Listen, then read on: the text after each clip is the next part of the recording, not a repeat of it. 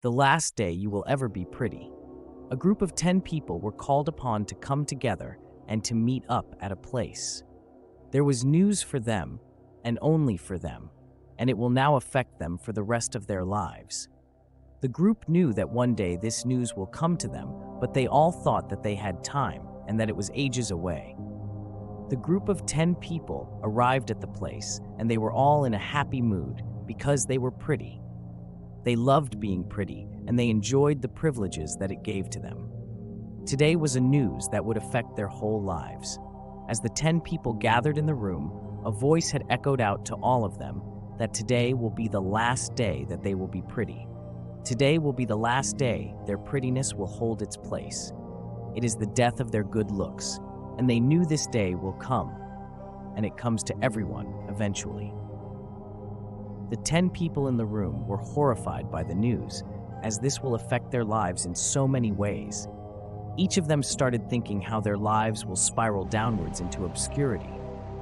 Crying started to enter the room. The loud voice then echoed out to all of them again, at how ungrateful they all are, and that they had enjoyed being pretty all their lives, and now their prettiness will be going to another new generation.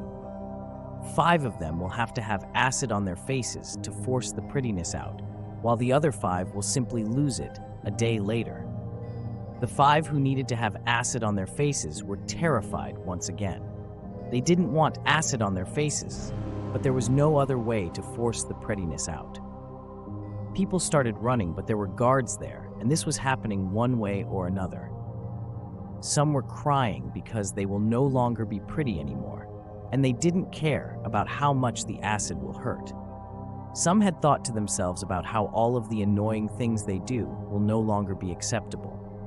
Then when one of them had acid to their face, the prettiness was forced out, and like a beam of light, it went to one of the ugly security guards, who then became pretty.